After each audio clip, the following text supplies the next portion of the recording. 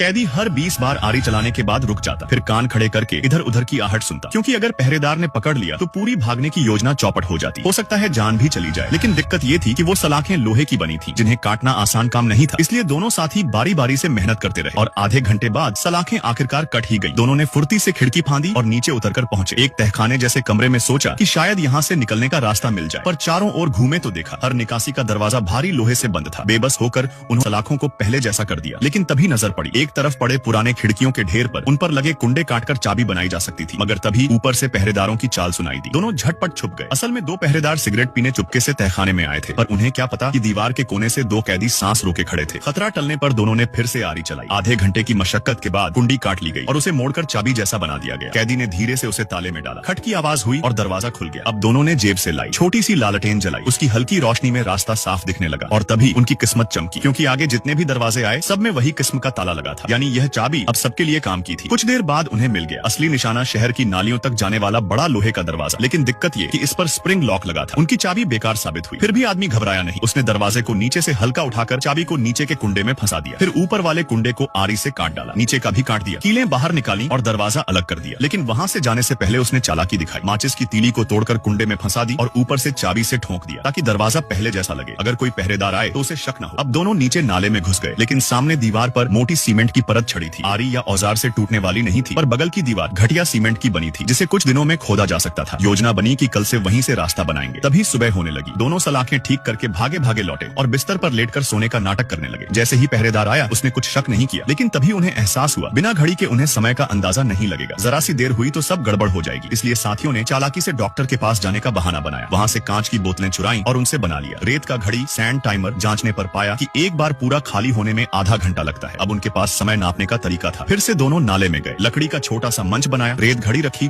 और दीवार खोदनी शुरू कर दी। सस्ती सीमेंट जल्दी ही टूट गई और ईंटें नजर आने लगी। लेकिन अचानक हादसा हुआ। साथ ही ईंटें निकालते निकालते दब गया। उसकी सांसें रुकने लगी। आदमी ने जी जान लगाकर मिट्टी हटाई। कुछ मिनट बाद उसका हाथ बाहर निकला और उसकी जान बच गई। इसी बीच खबर मिली कि गोदाम से औजार गायब है। पहरेदार ने सब जगह तलाशी लेनी शुरू कर दी। एक पल को लगा कि अब पकड़े जाएंगे, लेकिन किस्मत से उन्हें बचत मिल गई। अब उन्हें समझ आ गया कि जल्द से जल्द भागना होगा। दोनों ने और मेहनत की। आखिरकार दीवार तोड़कर बाहर का रास्ता दिख गया। नाले से होते हुए सीढ़ी मिली। ऊपर चढ़े तो वे जेल की चारदीवारी के बाहर थे। उनके सामने टैक्सी खड़ी थी। दिल तो किया उसी वक्त बैठकर भाग जाए, पर सोच में पड़ गए, क्योंकि बाकी साथी अभी अंदर थे। लौटकर सबको खुशखबरी सुनाई। तय हुआ कि रात में सब मिलकर भागेंगे। लेकिन ठीक उसी वक्त मुसीबत आ गई, क्योंकि अचानक पहरेदार आया और बोला कि जेलर साहब मार्क को बुला रहे हैं। पता चला कि उसकी बीवी ने केस वापस ले लिया और उससे जल्दी रिहाई मिल सकती है। और उसके साथी शक में थे, कहीं उसने सबको धोखा तो नहीं दिया। रात को सब तैयार हुए। जैसे ही बाहर निकलने लगे, अचानक दरवाजे पर पहरेदारों का हुजूम खड़ा दिखा। अब सब समझ गए, मार्क ने ही साथियों को बेच दिया। कैसे भी तड़पते रहे, पर पकड़ लिए गए और उनकी आजादी का सपना टूट गया।